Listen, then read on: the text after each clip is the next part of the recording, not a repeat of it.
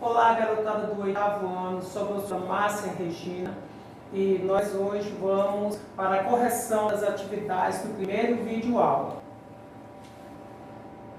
Correção das atividades do 8º ano. O primeiro texto que foi passado a vocês está na página 47, que fala assim: a divisão de poderes. Montesquieu afirmava que só o poder é capaz de frear o poder, o que o inspirou a elaborar sua teoria da separação dos poderes. No trecho a seguir, esse pensador iluminista explica como ocorre essa separação, de que forma seria possível impedir a tirania, governo onde o governante detém os 3 poderes. Existem 3 espécies de governo: republicano, monárquico e déspota. Suponho 3 definições o melhor, 3 passos. O governo republicano é aquele no qual o povo, em seu conjunto, ou apenas uma parte do povo, possui poder soberano.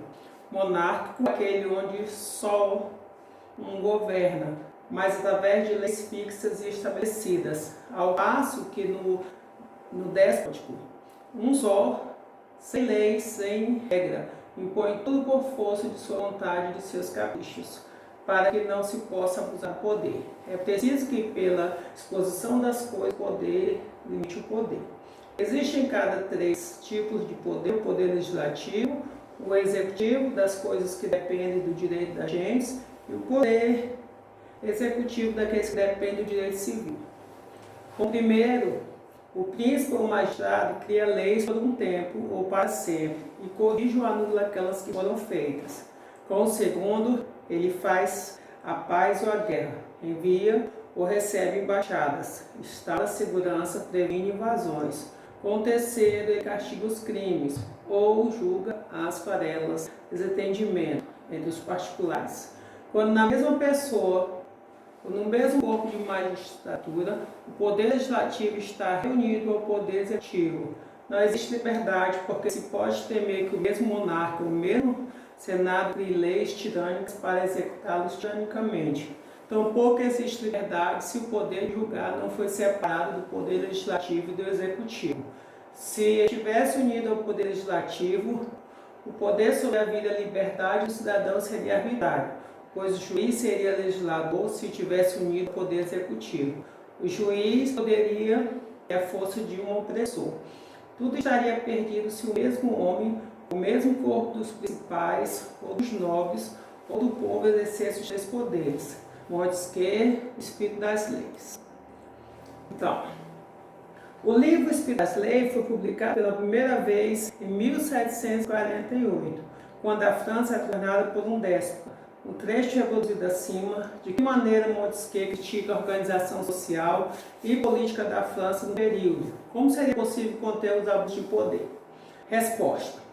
Montesquieu afirma que o modo como a sociedade francesa era organizada facilitava a corrupção e o desrespeito aos direitos humanos e fundamentais, de modo que a monarquia absolutista, a forma de governo da França naquela época, precisava ser reformada. No lugar dela surgiu uma forma de governo realmente legítima. Para conter os abusos do poder, Montesquieu propõe a divisão dos poderes políticos em 3 esferas. Antes parte o poder absoluto dos reis, sendo ela executivo, o legislativo e o judiciário. Cada um responsável por uma grande tarefa: criar leis, julgar o cumprimento e pô-las em vigor, cada um independente dos demais. Segundo Montesquieu, quantos tipos de poder existem em cada estado? Quais são eles? Que papéis cada um desempenha? Os poderes, de acordo com a proposição de Montesquieu, são executivo, legislativo e judiciário. Poderes que são autônomos em uma república e centralizados sob a figura do rei, uma monarquia absolutista. Cabe ao executivo colocar as leis em prática e administrar o Estado. Ao legislativo propor as leis, mudando ou criando novas se necessário. E ao judiciário julgar se elas, leis, foram cumpridas pelos cidadãos e pelos representantes dos demais poderes. Em que situação a liberdade do indivíduo é anulada pelo Estado? Justifique. A liberdade do indivíduo é anulada pelo Estado dentro da concepção legalista de Montesquieu, quando as leis são promulgadas sem participação popular, de modo que não são leis naturais, que são o espírito da vontade popular, mas sim imposições. Mesmo que por acaso essas imposições criem leis justas, ainda assim o indivíduo não é visto como parte integrante essencial da sociedade, mas sim como súdito de um soberano, situação na qual todos os direitos privados estão ameaçados e a liberdade política já não existe mais. Quarto, atualmente muitos estados nacionais estão organizados com base no princípio da divisão de poderes. Pesquise e descubra quais são os princípios fundamentais que norteiam o governo democrático no Brasil, presentes na Constituição Federal de 1988. De que maneira eles estão relacionados ao texto acima? Aí veio o link, para que você pesquisasse. Aí eu fiz um resumo. Se você fez parecido semelhante, está correto. A Constituição divide os poderes em legislativo, a Câmara dos Deputados Federais, estaduais e municipais fazem as leis, Executivo administra o Estado, a Unidade Federal e o município são o presidente, o governador e o prefeito, o Judiciário executa a lei e os juízes. De acordo com o preâmbulo da Constituição, está destinado a assegurar o exercício dos direitos sociais individuais, a liberdade, a segurança, o bem-estar, o desenvolvimento, a igualdade e a justiça como valores supremos de uma sociedade fraterna, pluralista e sem preconceito, fundada na harmonia social e prometida, na ordem interna e internacional com a solução pacífica das controvérsias. Os princípios corroboram com o texto no sentido que regem as relações políticas, impondo limite aos poderes, embora independentes, agem harmonicamente entre si. Página 55. Alguns princípios do iluminismo opõem-se à sociedade do antigo regime. Explique as contradições entre as ideias iluministas e a sociedade europeia no século.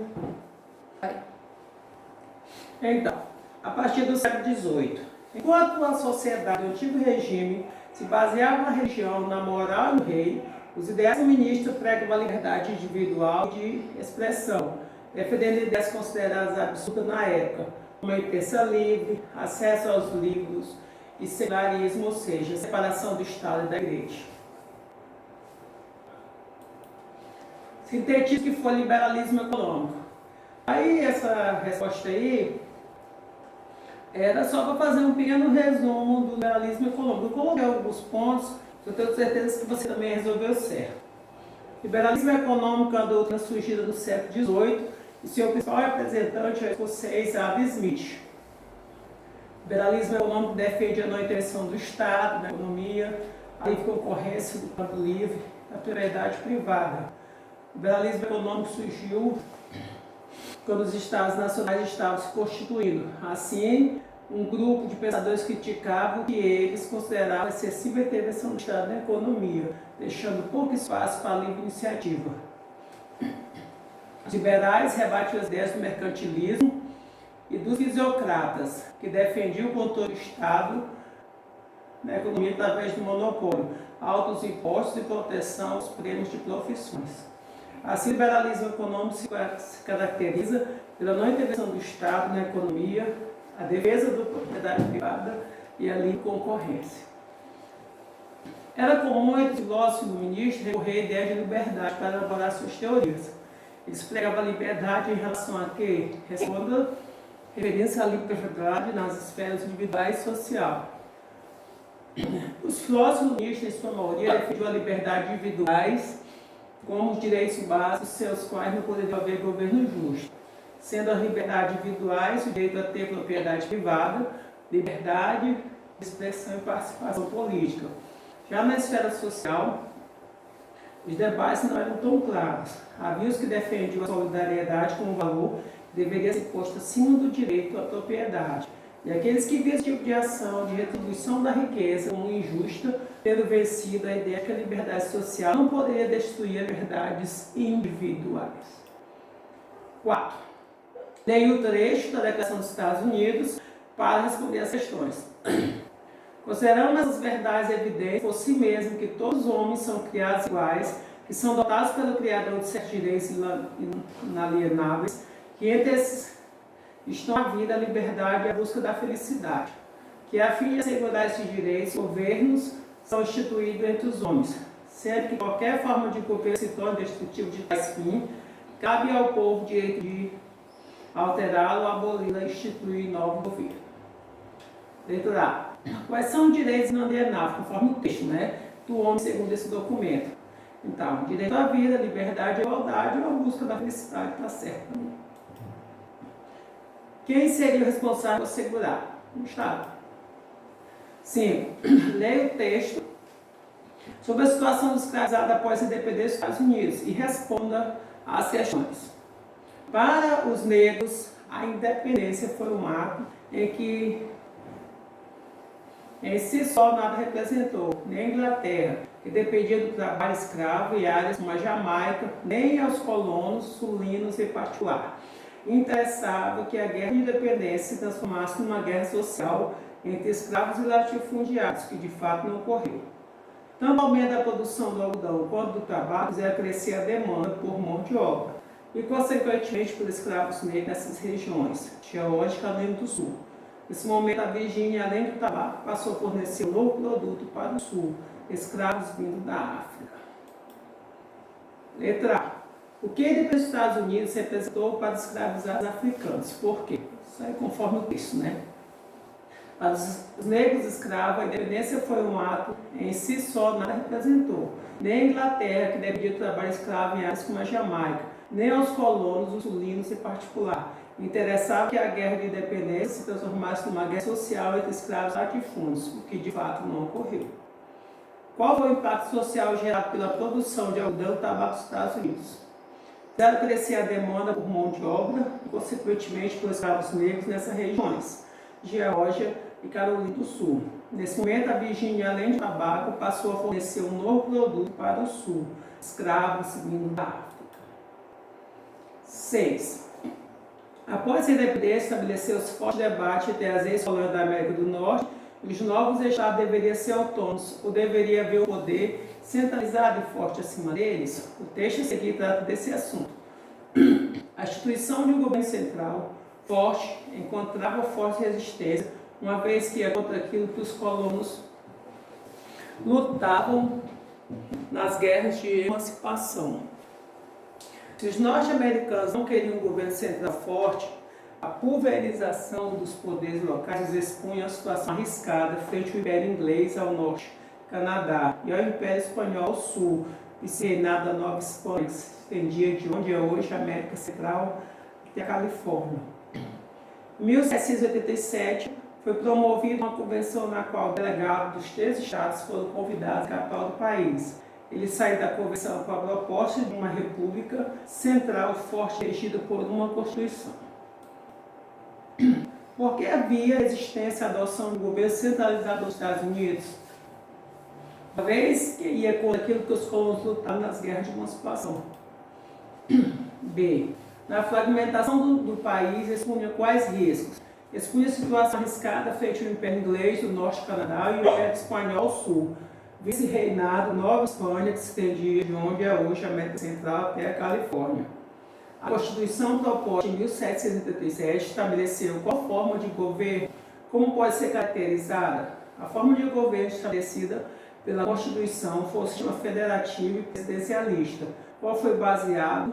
que foi baseado em ideias iluministas e com a divisão dos 3 poderes. E aí nós terminamos a conferência das questões. Até a próxima aula. Quem resolveu, parabéns. Quem ainda não resolveu, responda. E boa sorte, bons estudos.